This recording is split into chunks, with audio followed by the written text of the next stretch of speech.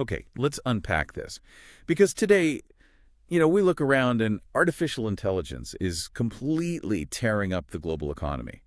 I mean, you have people using algorithms to make millions overnight. Right, while others are still stuck in sweatshops. It's a massive, violent wealth divide. Exactly.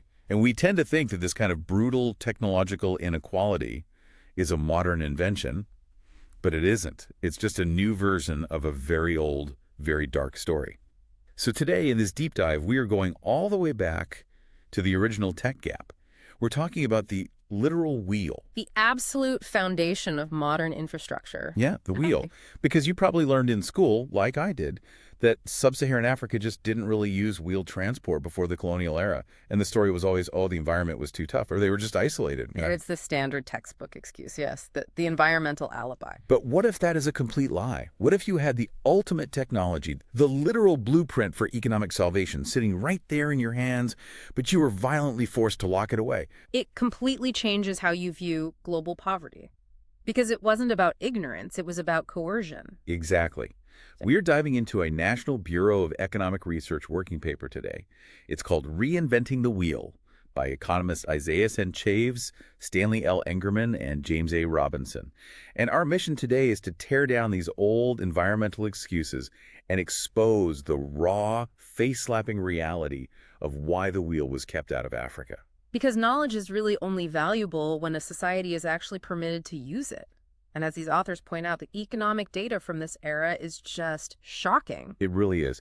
And I want to start by throwing you right into a specific visual that the paper brings up because it shatters the biggest myth right away. Imagine walking into the capital of the Dahomey Kingdom in the 18th century.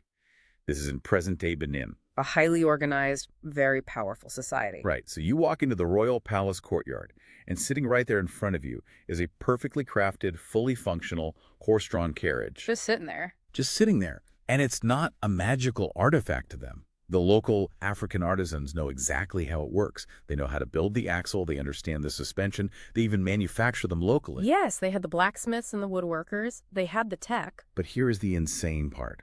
Outside those palace walls, there are thousands of people walking around carrying heavy goods on their bare heads for miles. Because the monarchy made it strictly illegal to use the wheel for everyday transport.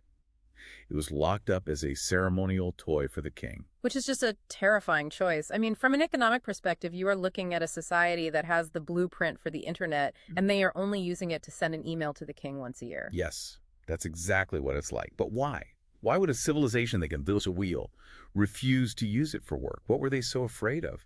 Well, it defies basic economic logic, right? Because the wheel is the ultimate labor-saving device. But you have to look at it through the lens of political power.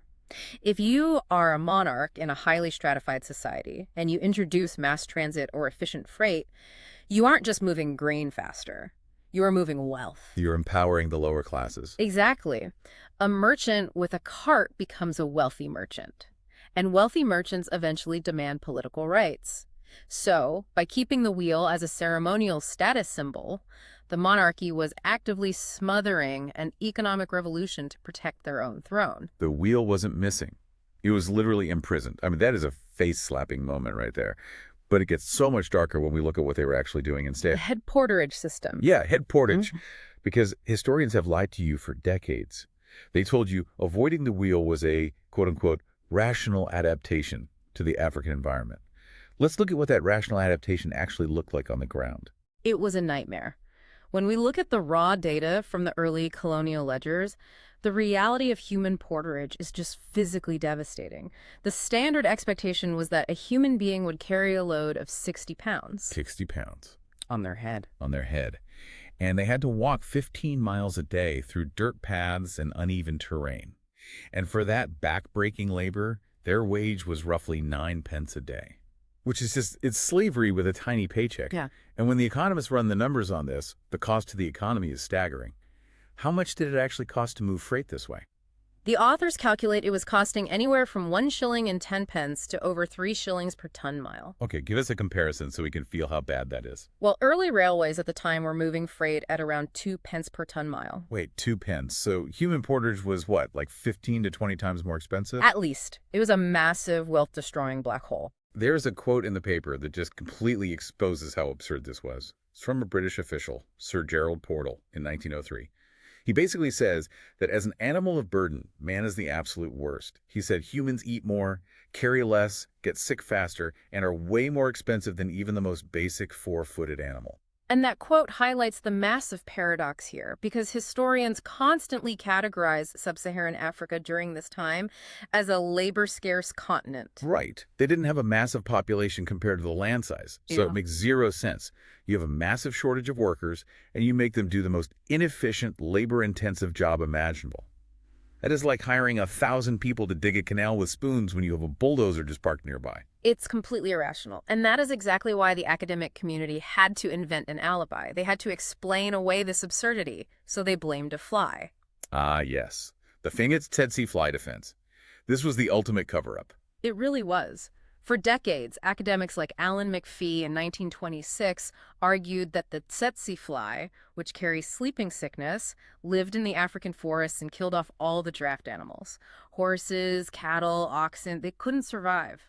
So the argument goes, wheeled transport was impossible. Head porterage was just a sad geographical destiny. It sounds so neat and logical, Right. The bugs killed the horses, so no wheels.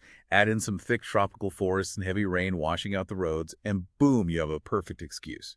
These three economists actually brought the receipts. They looked at the data and said, okay, let's test this theory. What about the zones without the fly? This is the part that just completely blew my mind.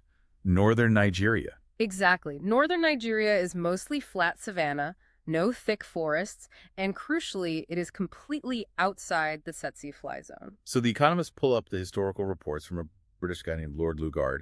He's up in northern Nigeria taking the census. Tell us what he found. Lugard's reports show an absolute abundance of draft animals. He counted over 3 million cattle, 176,000 donkeys, and over 113,000 horses. 3 million cattle. Millions of animals, perfectly healthy, perfectly capable of pulling carts, and yet, and this is the kicker, carts were completely unknown there too. The wheel did not exist in a flat savanna filled with 3 million cows. That single data point completely busts the geographical determinism argument. The geography wasn't stopping them. The bugs weren't stopping them. So if it wasn't the bugs and it wasn't the trees, we have to ask the really dark question: what was actually killing the technology? To figure that out, the authors had to prove definitively just how much money was being suppressed by the lack of wheels. They had to use a Nobel-winning formula. Yeah, Robert Fogel's social savings methodology. I love this part because it's so cold and mathematical. It's not about feelings. It's just pure, hard numbers. How do you actually prove history wrong with a math formula? Fogel's method essentially calculates the loss of national income if an inefficient method like head porterage is forced to replace an efficient one, like the railway. You imagine erasing the train overnight and forcing everyone to carry those exact same goods on their heads? Right, and you subtract the cost of the train from the cost of the head carriers. The difference is the social savings. Yeah. It's the money the tech is saving the country from wasting. Precisely. And when they run this formula on West Africa, the numbers are explosive. Let's look at the Gold Coast, modern-day Ghana. Okay, let's look at the awakening. What happened when they finally dropped some steel tracks down? Well, in 1909, the rail network was still pretty small. The social savings for freight was about 0.8% of the GDP, a nice boost, but small. But then you jump to 1935. Right. By 1935, the freight volume absolutely skyrockets. They are moving nearly 43 million ton-miles of cargo. And the social savings hit an unbelievable 7.8% of the entire GDP. 7.8% of the GDP. Just from letting things roll instead of making people carry them. Because the train only costs 2 pence per ton mile. And in Nigeria, it was even more of a miracle. In 1909, right after the railway was introduced, the social savings jumped to 12.7% of the Nigerian GDP. That is insane. It was roughly 1.31 million pounds sterling in a single year. Okay, so dropping a railway into Nigeria was basically like instantly injecting a 12% bonus into the entire economy. That is an absolute cheat code. And it proves, without a doubt, that the historians were wrong. If the wheel was useless in Africa like they claimed, the savings would be zero. Exactly. The data slaps that theory completely out of the room. The continent was starving for this technology. But, and this is where the paper takes a really disturbing turn, there is a massive, dark paradox hidden in this exact same data. Yeah, The passenger black hole. Right. We just established that the railway printed money when it moved cargo. Bags of cocoa, palm oil, whatever, massive profits. But when you apply that exact same social savings formula to passenger travel, to moving human beings, the social savings actually go negative. Wait, negative? How is that even mathematically possible? How does an advanced technology make the country poor just because a human sits in the seat? Let's look at the Gold Coast in 1924. The data shows the social savings for passengers was negative 0.24% of the GDP. In a purely economic ledger, it was literally better for a human being to walk 15 miles a day in the dirt than to buy a train ticket. I mean, that is a chilling realization. The technology is perfect, but the math says walking is better. Why? It comes down to how economists value human time. When you ride a train, the main economic benefit is the time you save. You get to your destination faster, so you can spend that saved time working and making money. Right, time is money. But the wages for unskilled Africans were being artificially suppressed by the colonial system to just 9 pence a day. Which breaks down to, what, like a penny an hour? Exactly. So if the train saves an African worker 10 hours of walking, the formula says those 10 hours are only worth 10 pennies, but it costs the railway more than 10 pennies in coal and maintenance to move that train car. Wow. So the system valued African time at practically zero. The massive amount of time saved by this incredible machine was economically deemed totally worthless. It wasn't the technology failing, it was the brutal reality of the colonial labor market. They simply did not value a human life or human time. That is just sick. When human life is that cheap, the math gets completely distorted. And this leads us to the most staggering numbers in the entire paper, the profit ceilings. Because if you think the 12% GDP boost was big, wait until you see the return on investment. Oh, right, the social rate of return. Yeah. Because people always argue, well, building railways in Africa must have been a financial nightmare, right? All that capital cost. That's what you would assume. But let's set a baseline. In the 1920s, a great railway investment in the UK would get you a return of maybe 13 to 19%. Wall Street would kill for 19% today. And the U.S. railways were around the same, 12 to 20%. Now look at Nigeria's railway in 1909. The social rate of return wasn't 20%. It was a staggering 95.5%. Are you kidding me? No. And by 1924, it hit an impossible 122% return. Okay, hold on. A 122% return means the entire massive investment of building the railway paid for itself completely in a single year. Yeah. How? That sounds like the books are cooked. It sounds impossible because we've been fed a myth. Historians claimed building in the African forest was wildly expensive. They pictured engineers hacking through impenetrable jungle. But the truth is, West Africa is mostly flat. The impossible jungle was a lie. A total myth. They didn't have to build massive suspension bridges over deep gorges. The terrain was perfectly flat and easy to lay track on. Railway construction there was unbelievably, shockingly cheap. So you have dirt cheap construction costs combined with explosive demand for freight, and you get a 122% return. It was the most profitable railway environment on the entire planet. Exactly. Here's where it gets really interesting, though. If the returns are over 100% and the land is flat, why didn't every single local king and chief build a railroad? Or even just a dirt road for wagons? What was actually stopping them before the British arrived? Because when human life is cheaper than a wooden wheel, the wheel will always lose. Explain that, because we're talking about basic handcarts now, not just steam engines. Right. Even before you get to trains, the paper looks at simpler wheeled tech. Things like cask rolling, literally rolling a barrel of oil on its side, or basic hand trucks. These simple tools offered huge social savings in the Gold Coast, like 1.9% of GDP just for rolling barrels. So a hand truck is super cheap to build. You just need a carpenter. Why weren't they everywhere? The dark secret is what the British called political labor, which is just a polite word for forced labor, slavery, coercion. Right. Local chiefs and later the colonial governments used compulsory, unpaid, or severely underpaid labor for all their transport needs. They didn't pay market rates. So if I'm a local warlord, I don't need to buy a wooden handcart, because I could just force 100 villagers to carry my stuff for absolutely free. Exactly. Geography didn't stop the wheel. Slavery and forced labor did. You don't invest a single penny in a handcart when you can force a human being to break their back for you at zero cost. It totally manipulated the market. If we connect this to the bigger picture, the failure to adopt technology wasn't because Africans didn't understand wheels. It was a devastating market failure caused by the total, brutal devaluation of human labor. Precisely. But forced labor only explains why they didn't use handcarts. It doesn't explain why they couldn't build railways on their own, because you can't just force a bunch of people to build a transnational railway by hand. You need capital. You need institutions. And this brings us to the institutional death trap. Because to lay 1,000 miles of steel track, you need a map that isn't shattered into a million pieces. Right. Infrastructure requires massive public investment and trans-regional coordination. Look at Sierra Leone in the 19th century, specifically the southern region called Mendaland. It wasn't one country, was it? No, it was fractured into 9 competing, constantly warring states. There was no centralized taxation, no unified bureaucracy. You can't exactly lay tracks through 9 different war zones. You'd have to negotiate with 9 different warlords, pay 9 different bribes, and hope nobody blows up the track the next day. Exactly. Without political centralization, generating the capital and the basic security to coordinate a railway was structurally impossible. You cannot build a 20th century economy with a shattered 19th century political map. But wait, not all of Africa was fractured like Mendaland. There were massive, unified, wealthy empires. So what happens when a powerful, unified African empire actually tries to build its own railway? The British Empire sends an army to crush them. This part of the paper made me furious. The deliberate murder of Asante's ambition. The Asante Kingdom in the Gold Coast was highly centralized. They had money, they had a strong government, and they wanted to modernize.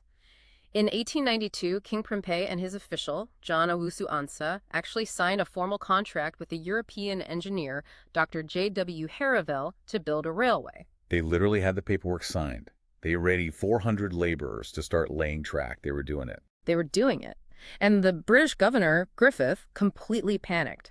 The British colonial administration started legally harassing the engineer. They put up so much red tape and pressure that the engineer finally just quit. But the Asante didn't give up. No, in 1895 they tried again. They sent diplomats to London and signed a brand new charter. And this is where it just gets violently oppressive. The British colonial secretary, Joseph Chamberlain, finds out about this charter. What does he do? He immediately tried to block it legally. When that failed, he sent a telegraph and dispatched an expeditionary military force straight to the Asante capital of Kumasi. They sent an army to stop a train. Yes, they invaded to prevent the infrastructure from being built. This is like a mob boss breaking a local store owner's legs because the store owner dared to buy a cash register. Africa didn't fail to modernize. Their modernization was actively, violently sabotaged by imperial powers who wanted a total monopoly on technology. The British knew that an Asante kingdom with a modernized railway network would be virtually impossible to conquer, so they choked it out. Technology wasn't meant to be shared. It was meant to be controlled. And the African leaders knew it. Which brings us to the Trojan horse of Ethiopia. This is such a tense, paranoid chapter of history. Because Ethiopia actually successfully fought off colonization. Emperor Menelik II defeated the Italians at the Battle of Adowa in 1896. He was sovereign, and he really wanted a railway from Djibouti to his capital, Addis Ababa. But imagine holding the blueprint to unimaginable wealth, but knowing that building it means your country might be erased from the map. Because Menelik's chief, Ras Makonnen, gave him a terrifying warning. He told the emperor, quote, "When the railway reaches Harar, Harar will no longer be yours, and when it reaches Addis Ababa, Shua will no longer be yours." He knew the train wasn't just for cargo. It was a highway for invaders. And he was completely right. The French tried to secretly nationalize the railway company in 1902.